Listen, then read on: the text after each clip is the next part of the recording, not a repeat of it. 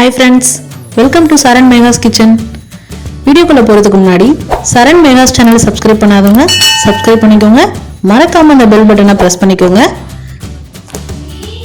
Hi viewers, சளி, இருமல், காய்ச்சல் இது எல்லாவற்றையும் போக்கக்கூடிய ஒரு சிறந்த மூலிகை, அதாவது தூதுவளை. அந்த கீரையில் எப்படி இன்னைக்கு நம்ம ரசம் செய்யலாம், அதாவது கசப்பு இல்லாமல் எப்படி ரசம் செய்யலான்னு பார்க்கலாம். அதுக்கு தேவையான பொருட்கள் நான் எடுத்து வச்சுருக்கேன். தூதுவளை கீரை 1 கப் எடுத்திருக்கேன். தனியா, மிளகு, சீரகம், கொள்ளு, பூண்டு, காஞ்ச மிளகாய். இங்கே கொள்ளு ஏன் எடுத்திருக்கேன் அப்படின்னா, நீங்கள் கொள்ளு இந்த தூதுவளை கீரையோட கசப்பை போக்கிடும். நீங்கள் கொள்ளு போட்டிங்க அப்படின்னா, வேணான்றவங்க ஸ்கிப் பண்ணிக்கோங்க. தேவையான வெங்காயம் தட்டி வச்சுருக்கேன், புளி கரைசல். ஃபர்ஸ்ட் அந்த ட்ரையாக இருக்க இன்க்ரீடியன்ஸ் எல்லாத்தையும் நம்ம வறுத்து எடுத்துக்கலாம். அதுக்கு தேவையான அளவு எண்ணெய் விட்டுருக்கேன்.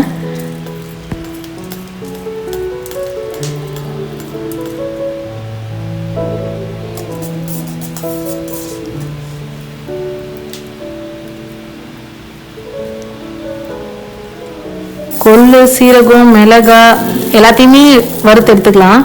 நீங்கள் சூப் மாதிரி கொடுக்குறீங்க அப்படின்னா காஞ்ச மிளகாயை அவாய்ட் பண்ணிவிட்டு வெறும் மிளகுலேயே கூட நீங்கள் காரத்துக்கு வெறும் மிளகு காரத்துலேயே நீங்கள் ரசம் செஞ்சு சாப்பிட்லாம். ரொம்ப நல்லது இது.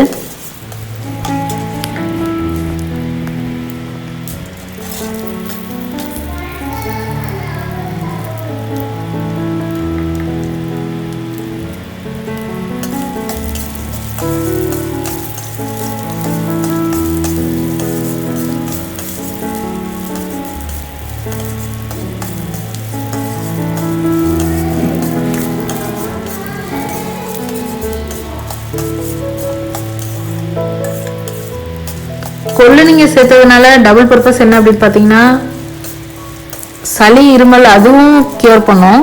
ப்ளஸ் இந்த தூதுவளை கீரையை நம்ம போடும்போது தூதுவளை கீரையில் அந்த இருக்க கசப்பை அந்த ரசத்தில் நமக்கு தெரியாமல் காமிச்சு கொடுக்கும் கொள்ளு. அது எல்லாத்தையும் வறுத்துட்டு அடுத்து அதிலே நம்ம என்ன பண்ணுறோன்னா தூதுவளை கீரையும் போட்டுக்கிறோம். இந்த கீரை உங்களுக்கு நிறைய கிடைச்சிச்சு அப்படின்னா நீங்கள் என்ன பண்ணலான்னா, நல்லா சுத்தம் பண்ணிவிட்டு நிழலில் உணர்த்தி அதை பொடி செஞ்சு எடுத்து வச்சுக்கிட்டிங்க அப்படின்னா அதை நம்ம எல்லாத்துலேயும் யூஸ் பண்ணலாம். ரொம்ப நல்லது.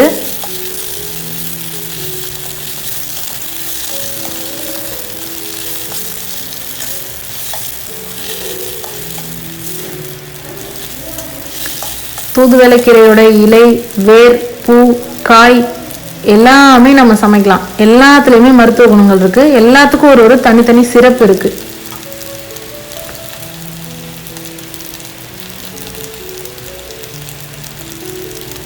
அது எல்லாத்தையும் இப்போ நம்ம போட்டு ஆற வச்சுட்டு அதுக்கப்புறம் அது எல்லாத்தையுமே பேஸ்ட்டாக நம்ம அரைக்க போகிறோம்.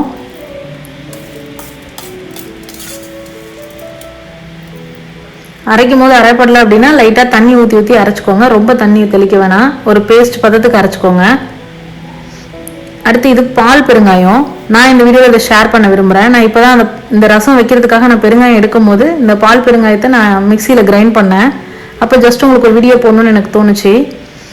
கடையில் வாங்குற கூட்டு பெருங்காயங்களை விட இந்த பால் பெருங்காயத்தை யூஸ் பண்ணால் ரொம்ப நல்லது. நீங்களே பார்க்கலாம், அதில் மைதா மிக்சிங் இருக்கும் இன்க்ரீடியன்ஸ் எல்லாம். அதனால தான் நான் இந்த பால் பெருங்காயத்துக்கு மாறினேன்.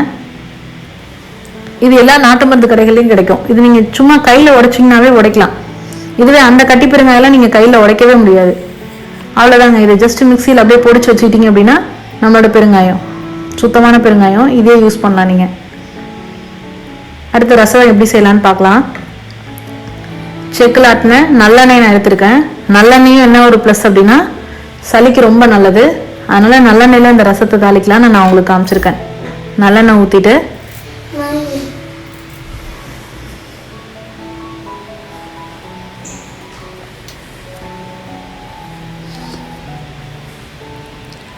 எண்ணெய் காஞ்சிச்சு, கடுகு போட்டிருக்கேன்.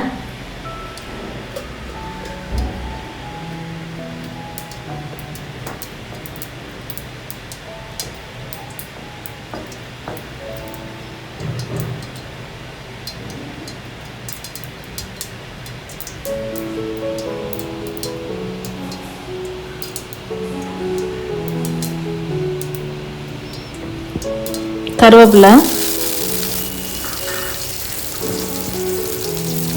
சின்ன வெங்காயம், நீங்கள் கட் பண்ணி போடாதீங்க, தட்டி போடுங்க.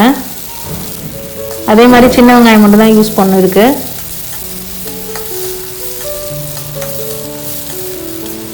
இந்த ரசமே பார்த்தீங்கன்னா நம்ம சேர்க்குற இன்க்ரீடியன்ஸ் எல்லாத்துலேயும் ஒரு சிறப்பு இருக்குது. எல்லாமே ஒரு மூலிகை தன்மை வாய்ந்ததாக தான் இருக்கும். சின்ன வெங்காயம் நோய் எதிர்ப்பு சக்தியை உண்டு பண்ணும். அடுத்து இப்போ நம்ம சின்ன வெங்காயத்தை ரொம்ப வதக்க வேணாம், வதக்கிட்டு பெருங்காயத்தூள் போட்டிருக்கோம். அடுத்து நம்ம அரைச்சி வச்சிருக்க விழுதை அதில் நம்ம சேர்க்க போகிறோம்.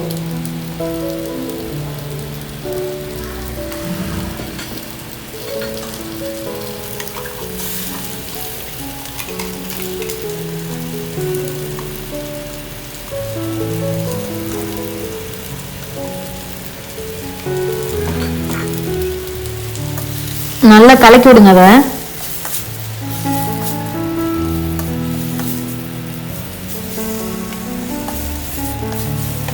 இப்பயே கலக்கிட்டோம் அப்படின்னா நம்ம ரசத்துல கரைஞ்சிரும், இல்லாட்டி கட்டி கட்டியா இருக்கும்.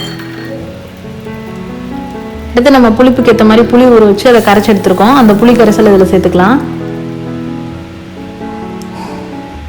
இதில் நல்லா மிக்ஸ் பண்ணி விடுங்க அந்த கலவையை.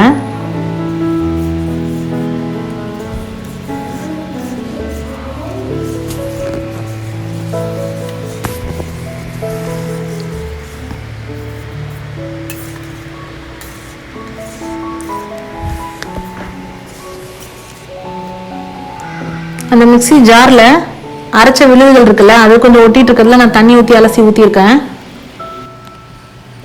இந்த தூதுவளை கீரையில் எப்படி கசப்பு இல்லாமல் துவையல் செய்யலாம் அப்படிங்கிறதையும் நான் இந்த வீடியோவில் போடுறேன். நீங்கள் தொடர்ந்து எங்களோட சேனலை பாருங்கள். அந்த கீரையை யூஸ் பண்ணி சமைச்ச சட்னியை நம்ம டிஃபனுக்கு யூஸ் பண்ணலாம், சாதத்துக்கு யூஸ் பண்ணலாம். ரொம்ப நல்லாயிருக்கும். தேவையான அளவு உப்பு போட்டிருக்கேன்.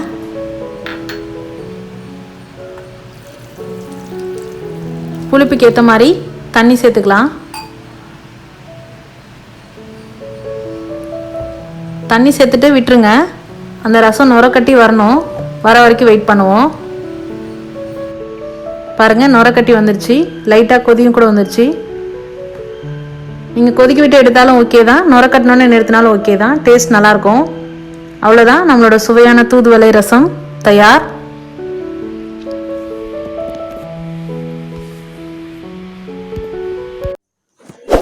இந்த வீடியோ உங்களுக்கு பிடிச்சிருந்தா லைக் பண்ணுங்கள், ஷேர் பண்ணுங்கள், கமெண்ட் பண்ணுங்கள், மறக்காமல் சப்ஸ்கிரைப் பண்ணுங்கள் ஃப்ரெண்ட்ஸ். தேங்க்ஸ் ஃபார் வாட்சிங்.